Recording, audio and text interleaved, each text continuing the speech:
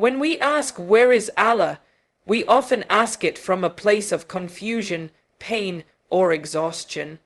It's a question that slips from the heart when life feels overwhelming, when the chaos of the world begins to drown out the calm of faith. But the beauty of this question is that the answer is not hidden behind complexity. The answer is simple, profound, and life-changing. Allah has never been distant.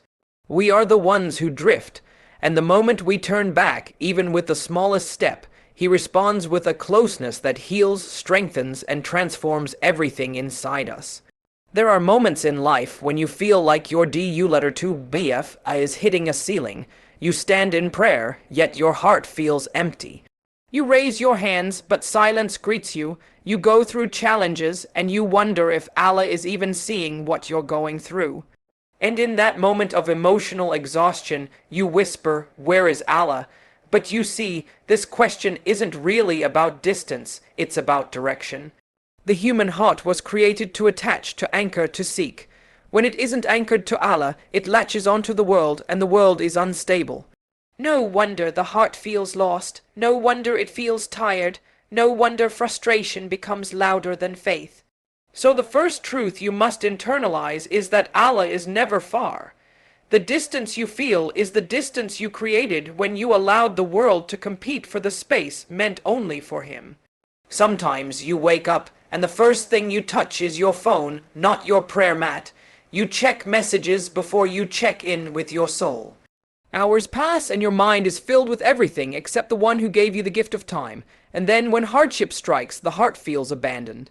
But how can the heart feel the warmth of a fire it never sat near? How can it feel the sweetness of faith it never tasted consistently? The closeness of Allah is not a coincidence, it's cultivated. It grows when you actively turn towards Him, when your heart makes space for remembrance, when your actions reflect sincerity. Even the smallest act of turning to Him, a short DU2BF, a quiet Ya Allah, a sincere sajda, becomes a doorway through which divine closeness enters your life. The real tragedy is not that Allah feels distant. The real tragedy is that we expect closeness without effort. We expect peace without discipline. We expect spiritual fulfillment without investing our time and heart into the relationship that matters most. And this is why the question, "Where is Allah?" is not an accusation against the divine. It's a reflection of our own neglect. It is a mirror that shows us our habits, our priorities, our attention, our willingness to commit. Because if you truly seek Him, you will find Him. If you truly call upon Him, He will respond. The distance is never from His side. There are times when life pushes you into corners you never imagined. Moments of heartbreak, betrayal, financial struggle, loneliness, and fear. In those moments, humans look for someone to blame, someone to ask, someone to hold accountable. And in the chaos of emotions, some people whisper, "Where is Allah?" But the truth is that Allah was there when the blessings were flowing, when the days were smooth, when the heart was content. We just didn't notice. His presence didn't disappear, our gratitude did. And now, in difficulty, He hasn't abandoned you, He is teaching you. He is redirecting you. He is purifying you. Hardship is often the language through which Allah calls you back. Pain is sometimes the knock that wakes your sleeping heart. The real question should not be, "Where is Allah?" but "Where am I in relation to Allah?" You see, the entire universe moves in obedience to Him. The sun rises and sets with precision. The stars follow their course. The oceans stop where they are commanded. It is only the human being who deviates, who loses rhythm, who gets distracted. And despite that, Allah's mercy welcomes you back every single time. Every time you return, He receives you. Every time you slip, He gives you another chance. Every time you feel lost, He gives you signs. His closeness is not earned through perfection, but through sincerity. Even the sinner who cries out, "Ya Rab, forgive me," is closer to Allah at that moment than someone who lives heedlessly with a hard heart. And here is something the heart must never forget. Closeness to Allah doesn't always mean life becomes easy. Sometimes it means life becomes purposeful. Hardships still come, but the difference is that your heart doesn't break under them. It bends, it endures, it grows. Because when you walk with Allah, every challenge becomes meaningful, every setback becomes a lesson. Every loss becomes a step towards something greater. Allah's closeness is not measured by the absence of difficulty, but by the presence of strength within you during that difficulty. When you feel lost, the solution is not to shout louder, but to sit quieter. The answer is not in searching for signs outside, but in rediscovering the signs inside your own heart. Allah speaks to you through the calm you feel after a sincere prayer, through the unexpected ease that arrives after you rely on Him, through the thoughts that guide you toward goodness, through the guilt that stops you from sin, through the sudden strength that appears when you thought you had none left. He is closer than your breath, but you must tune your heart to His presence, and perhaps the most transformative realization is this: you don't have to be perfect to feel Allah's closeness. You just have to be honest. One sincere moment can outweigh years of distance. One sincere tear can cleanse months of neglect. One sincere sajda can rebuild everything you thought was lost. Allah doesn't require you to come to Him polished. He asks you to come to Him real. Raw, honest, needing Him, because the heart that leans on Allah never collapses. If today you feel far, start with a whisper. Start with a small DU2BFI. Start with a single prayer prayed on time. Start with a single sin you decide to walk away from. Discipline in faith is built one step at a time. Every step you take toward Allah is matched with a divine closeness far greater than anything you can imagine. He is near, waiting for you to turn, waiting for you to take that first sincere step, waiting for you to return to the peace that was always meant for you. And when the heart finally understands that closeness to Allah begins with you, not the world around you, you will realize you were never alone, never abandoned, and never unheard. You had simply forgotten to look in the right direction. When people say, "I'm tired," most of the time they are not describing physical exhaustion. They are expressing a deeper frustration, a heaviness that comes from being unstructured, unfocused, and spiritually disconnected. What we call fatigue is often nothing more than the weight of our own inconsistency, and this is the reality many of us avoid facing. It's easier to blame tiredness than to admit a lack of discipline. It's easier to claim weakness than to confront the truth that we have not trained ourselves to rise above comfort. The human body is capable of extraordinary endurance, but the soul becomes weak when it is not anchored, when it is not disciplined, when it is not connected to purpose. There are people who work longer hours than you, who sleep less than you, who carry heavier responsibilities than you, and yet they keep moving with strength and calm. It's not because they are superhuman, it's because their discipline is stronger than their excuses. They know what they want, they know what matters, and they are willing to push themselves consistently until they reach it. And here's the important truth: you cannot achieve spiritual growth, personal growth, or emotional stability without discipline. Discipline is the quiet engine behind every form of success. It is the invisible structure that strengthens your mind, aligns your actions, and forces your heart to stay committed even when your motivation disappears. Most people wait for motivation to strike. They wait for the perfect moment, the right feeling, the right environment. But discipline is built precisely in the moments you don't feel like doing anything. It's built in the dawn when your bed is warm, but you still rise to pray. It's built in the late hours when your mind says, "Stop," but your purpose says, "Just a little more." It's built every time you resist a sin, every time you choose patience over anger, every time you remind your heart to trust Allah even when fear tells you otherwise. Discipline is the training of the soul, and a soul that has not been trained will always collapse under the slightest pressure. When you say, "I'm tired," ask yourself honestly, are you tired because you've given your full effort, or are you tired because you haven't even begun to apply real effort? The majority of people live in a cycle of shallow attempts. They start something with excitement, and the moment it becomes uncomfortable, they back away.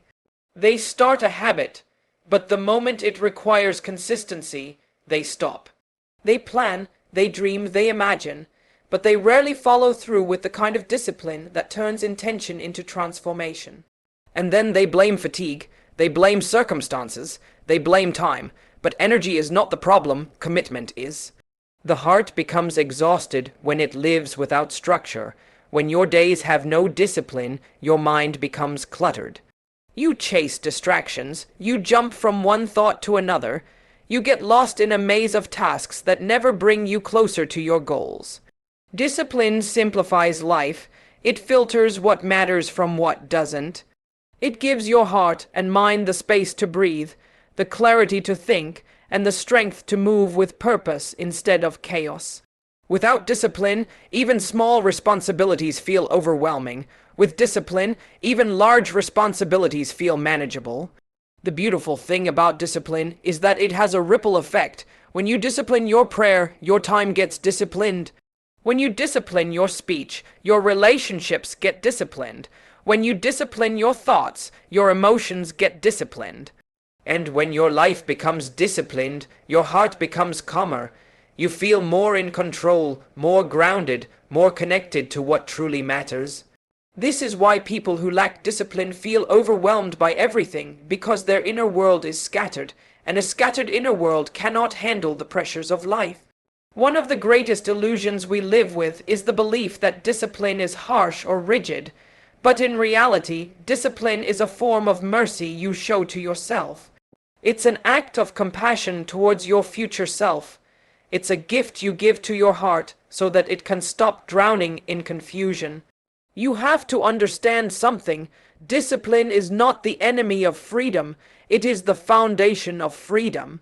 A person without discipline is controlled by impulses, desires, emotions, and laziness, but a disciplined person controls them instead. A disciplined person becomes the master of their time, their habits, and ultimately, their destiny. Every meaningful achievement you desire, spiritually, emotionally, or personally, will only come through discipline. You can pray, you can hope, you can make DU2 BFI for change, but if your actions do not align with your prayers, you remain stuck. Allah opens doors, but you must walk through them. Allah places opportunities before you, but you must discipline yourself to recognize and seize them. Allah strengthens the one who strives, not the one who sleeps, and striving begins with discipline. Consider how much strength Allah has placed within you. Your heart has survived moments you thought would break you. Your mind has processed difficulties that once felt unbearable. Your soul has been through storms and yet continues to rise. You are far stronger than you think, but that strength must be organized, it must be trained, it must be channeled.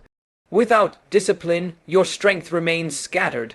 With discipline, it becomes unstoppable when someone says, "I'm tired." I often want to respond with, "You're not tired, your discipline is asleep." Because the moment discipline wakes up, everything changes. Procrastination loses its power, laziness loses its comfort, fear loses its voice. You stop giving energy to the things that drain you and start investing it in the things that build you. You stop feeling lost and start feeling anchored. You stop moving randomly and start moving intentionally. And intention combined with discipline becomes one of the most powerful forces in your life. And here is the truth many don't want to hear. If you wait to feel ready, you will wait your whole life. Discipline means acting before you feel ready. It means doing what you should do even when your emotions resist. It means showing up for your obligations before you show up for your desires. It means prioritizing consistency over comfort. And once you do this long enough, something extraordinary happens. Discipline becomes a habit, and habits become identity. You no longer force yourself to act. You naturally act because you have become the type of person who follows through. This is the transformation many people long for but never achieve because they never push past the initial discomfort. They stop too early, they give up too quickly, they underestimate what they are capable of. But if you break that cycle, if you choose discipline over excuses, you will unlock a level of strength, clarity, and resilience that you never imagined existed within you. Discipline is not about pushing yourself to extremes. It is about showing up every day with sincerity and consistency. Even small, disciplined steps create massive change over time, and you must remember that discipline is a spiritual act before it is a physical one. When you discipline your routine, you are disciplining your nafs. When you discipline your worship, you are disciplining your heart. When you discipline your habits, you are disciplining your soul. This is why discipline brings you closer to Allah. It aligns your actions with your values, your behavior with your intentions, your lifestyle with your faith. And a heart that is disciplined is a heart that becomes receptive to divine guidance. So when you feel tired, pause and ask yourself, is this real exhaustion, or is this the voice of undisciplined habits resisting change? Because once you strengthen that inner discipline, once you decide that excuses will no longer control your life, you will discover that you were never truly tired, you were simply untrained. And once you begin training yourself, you will rise with a strength you never knew you had. When a person says they are searching for Allah, it is a noble statement, but searching is not just a feeling. Searching is movement, it is action, it is intention supported by effort. Too many people today claim they want closeness to Allah, yet their lifestyle contradicts their words. They say they want guidance, but they remain attached to habits that darken their hearts. They say they want peace, but they refuse to leave the things that steal their peace. They say they want strength, but they continue feeding the very weaknesses that break them. And then, when life becomes difficult, they wonder why they feel distant from the one who is always near. Closeness to Allah is not achieved through wishes. It is achieved through discipline, sincerity, and the willingness to act even when acting feels uncomfortable. You cannot seek Allah while walking in the opposite direction. You cannot hope for spiritual elevation while filling your days with heedlessness. You cannot ask for light while choosing the path that leads to darkness. And most importantly, you cannot keep making excuses and expect Allah to transform your heart for you. The transformation you long for begins with your initiative. Allah has promised His help, but His help comes to the one who strives, not the one who sleeps in excuses.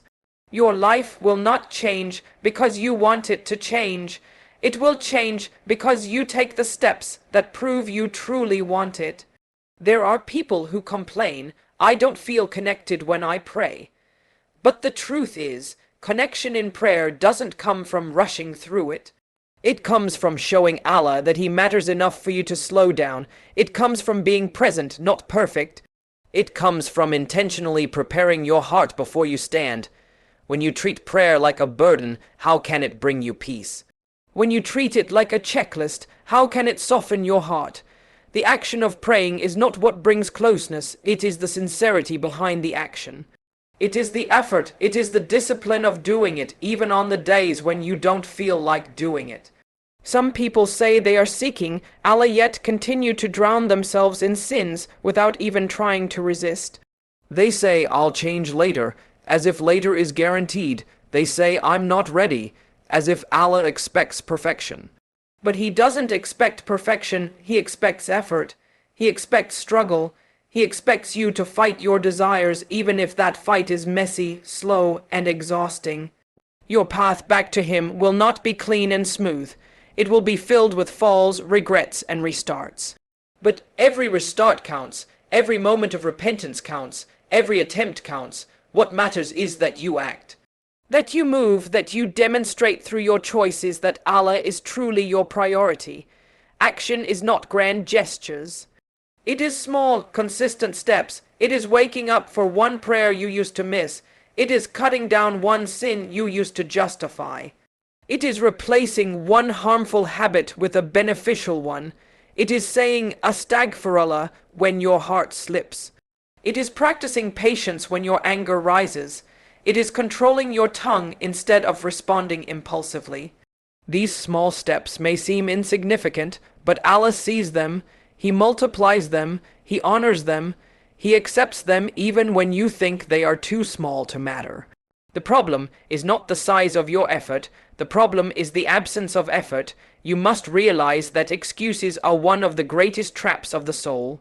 Excuses kill potential, excuses delay transformation, excuses create a false comfort that keeps you stuck in the same place year after year. And the most dangerous excuse is the one that sounds religious.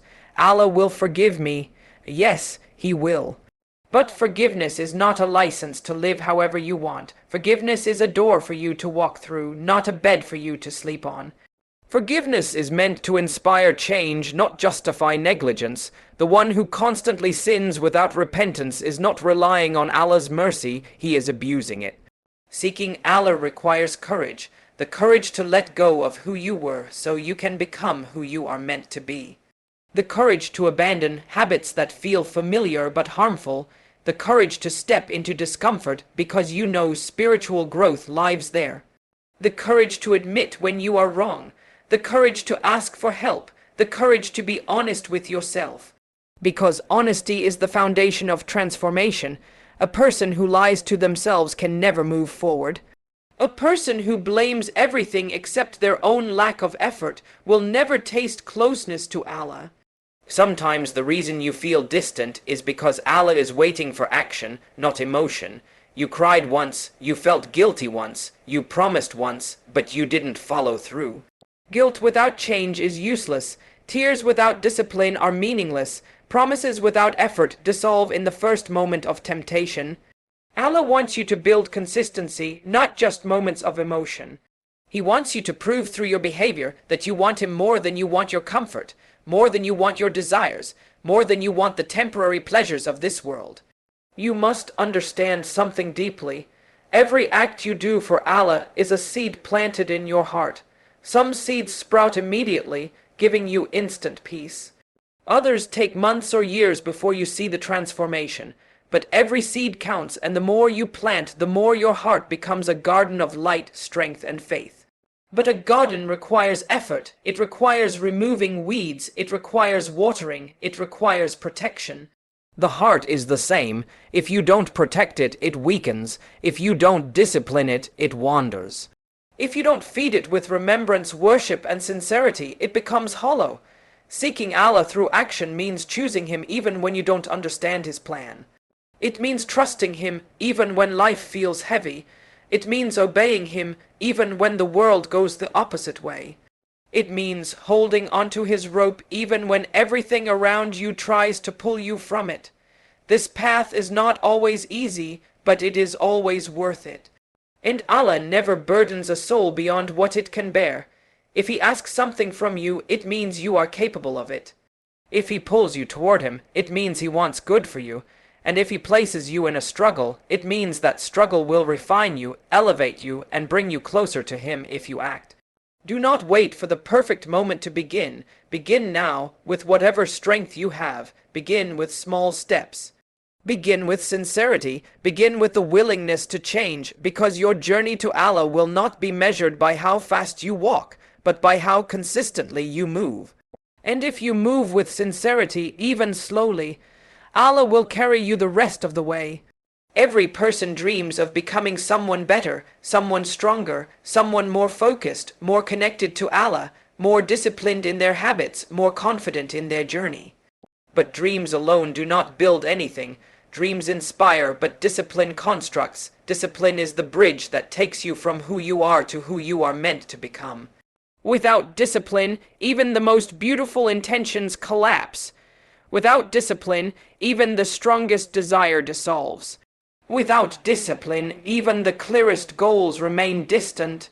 The life Allah destined for you is not reached by passively waiting. It is reached by walking, by striving, by building step by step with effort that is consistent, sincere, and intentional. People want a powerful future while maintaining weak habits. They want clarity while living in chaos. They want success without sacrifice. They want peace without prayer. They want strength without struggle. And this contradiction is what traps them in cycles of frustration. You must understand that every blessing you are seeking requires a level of discipline you have not yet practiced. You cannot expect Allah to write a powerful future for you while you continue living in the same patterns that made you feel stuck. Your life will only rise to the level of your discipline. Think of how the world functions. Nothing meaningful is built overnight. Trees don't grow because they want to grow. They grow because they consistently absorb sunlight, water, and nourishment. Water doesn't carve through rock because it is powerful. It carves through because it is consistent. Even your own body only transforms through repeated effort. Your mind gains clarity not from occasional focus, but from disciplined thinking. Your heart becomes stronger not from rare moments of sincerity, but from consistent acts of remembrance, worship, and obedience. Everything grows through discipline, not desire. You have to recognize that the future Allah intends for you is not random. It is not accidental. It is something He has placed potential for inside you, but it is your responsibility to unlock it. Discipline is the key that unlocks that potential. A person who disciplines their habits disciplines their destiny. A person who disciplines their worship disciplines their heart. A person who disciplines their emotions disciplines their reactions. And a person who disciplines their time disciplines their entire life. When you deny yourself small comforts today, you gain larger blessings tomorrow. When you push yourself to pray on time, even when you feel tired, you are not just establishing a habit, you are shaping your character. When you control your tongue in moments of anger, you are strengthening your spiritual muscles. When you resist a temptation, you are training your soul. When you decide to wake up early, to organize your hours, to protect your focus, to avoid distractions, you are not just adding discipline to your day, you are rewriting the path of your entire future. The world around you will always tempt you with ease. It will always offer shortcuts, comforts, and distractions. But the truth is that ease without purpose leads to emptiness. Comfort without discipline leads to regret. A life built on shortcuts falls apart at the slightest challenge. And you were not created to live shallow. You were created to rise, you were created to stretch your potential, you were created to walk a path that is meaningful, not merely comfortable. And the path of meaning is always paved with discipline. There will be days when discipline feels heavy, days when you don't feel like doing anything, days when your emotions resist your goals, days when your desires fight your commitments. And it is precisely on those days that discipline becomes most valuable. Anyone can be disciplined when life feels easy. Real discipline shows itself in the moments when you feel like giving up. Those are the moments when Allah watches your sincerity the most. Those are the moments when your effort is most rewarded. Those are the moments when your soul grows the fastest.